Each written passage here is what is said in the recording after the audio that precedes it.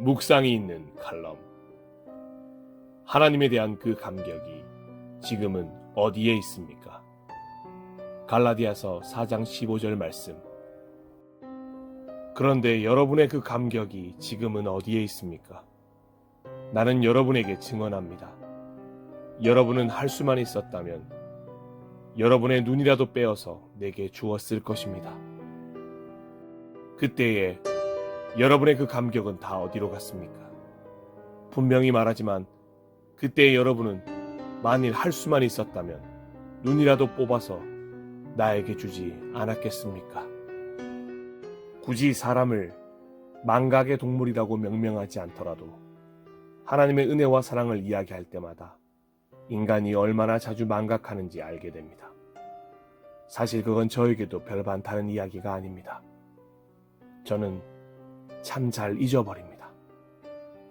지난 여러 번의 시간 동안 새삼 새롭게 하나님의 은혜와 사랑을 느꼈으면서도 시간이 지나고 나니 언제 그랬나는 듯 또 제자리 걸음입니다. 그런데 다행히 조금 성장했다고 느끼는 점이 있습니다. 내가 왜 그럴까? 난 왜 이 모양이지? 난 안 되나 봐. 라고 좌절하는 것이 아니라 하나님이 바라시는 것은 그 가운데에서도 기도의 질문을 이어가야 하는 것을 알게 된 변화입니다. 당면한 문제가 절망이 되지 않도록 익숙했던 좌절과 포기를 뒤로 한 채 하나님을 바라보는 시선을 원하시는 그 마음만큼은 망각 가운데서도 우리는 잊지 말아야 할 것입니다. 갈라디아 지역의 교회들과 바울의 만남은 실로 감동과 기쁨 그 자체였습니다. 바울을 통해 들은 하나님의 그리스도를 통한 복음이 얼마나 기뻤던지 바울에게 눈이라도 빼줄 만큼 감사의 한계가 없을 정도였습니다. 바울은 자신을 하나님의 천사와 같이 그리스도 예수와 같이 영접해준 갈라디아 교회들에게 얼마나 특별한 마음을 가지고 있었겠습니까? 하지만 부푼 마음을 안고 다시 방문한 갈라디아 교회의 온도는 완전히 달라져 있었습니다. 그들에게 바울의 방문은 더 이상 감동과 기쁨이 아니었습니다. 여전히 변함없이 복음을 전하고 있던 바울이었지만 갈라디아 교회들은 그 복음이 듣기가 싫었습니다. 참된 복음의 진실이 원수의 말과 같이 느껴지는 상황으로 변해버렸습니다. 그런데 그렇게 된 이유가 아주 흥미롭습니다. 바울은 그 이유를 이렇게 기록합니다. 지금은 여러분이 하나님을 알 뿐만 아니라 하나님께서 여러분을 알아주셨습니다.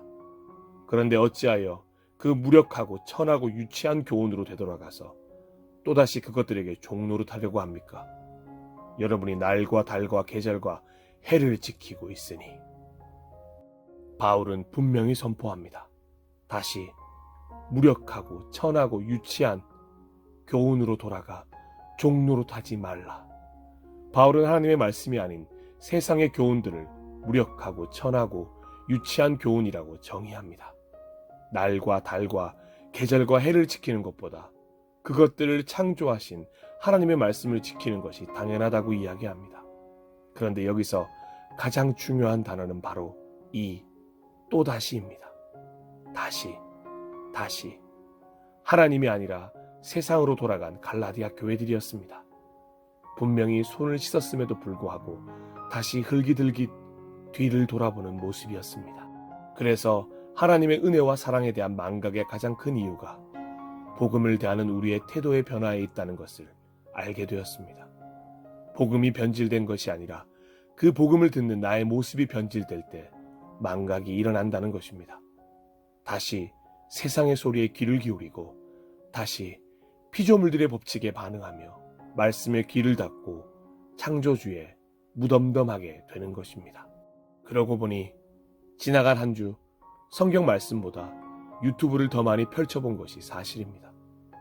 하나님이 바라보고 계시는 나의 삶에 대한 관심보다는 생면부지 알지도 못하는 사람들의 일상을 훔쳐보는데 꽤 많은 시간을 소모했습니다. 부러워하고 질투하고 비난하고 허무해지고 나니 하나님의 은혜와 사랑, 감사 따위는 생각조차 나질 않았습니다. 저에게는 텔레비전이 바보 상자라면 스마트폰은 망각 상자가 확실합니다. 그렇게 하지 말아야지. 수도 없이 다짐하고 또 다짐했음에도 불구하고 다시 망각 상자를 찾고 있던 한 주였습니다. 그런데 더 놀라운 것은 그렇게 망각 상자에 빠져 있다 보니 변함없이 저에게 하나님의 은혜와 사랑을 나누어 주는 분들이 꽤나 불편하게 느껴진다는 것이었습니다. 솔직히 그분들의 이야기가 듣기가 싫은 것입니다. 그냥 계속 듣기 싫고 똑같은 말만 반복하는 것 같고 다 아는 이야기인데 어렵게 이야기하는 것 같고 무엇보다 나를 훈계하며 가르치며 정죄하는 것 같아 불편함을 넘어 적대심마저 느껴지는 것입니다. 스스로에게 정말 섬뜩하게 놀랐습니다. 그럼에도 불구하고 또 망각상자의 암호를 풀고 있는 저를 보면 정말 지독한 망각의 동물임을 뼈저리게 자각하게 됩니다. 아니야, 이러면 안 되지 하면서 다시 정신을 차려보려고 다시 기도를 하려는데 잘 되지 않아 다시 성경을 폈습니다. 솔직히 눈에 잘 들어오지 않는 성경을 억지로 읽어내려 가고 있는데 이제 졸음이 거의 90% 저를 채우는 그 순간에 운명적인 만남처럼 오늘 본문의 질문을 만나게 된 것입니다. 그런데 여러분의 그 감격이 지금은 어디에 있습니까? 감히 생각해보건대 예언자 나단으로부터 바로 당신이요라고 말을 들었던 다윗의 마음이 이랬을까요? 하나님이 찾고 계시는 목소리를 듣고도 나무 뒤에 숨었던 아담의 마음이 이랬을까요?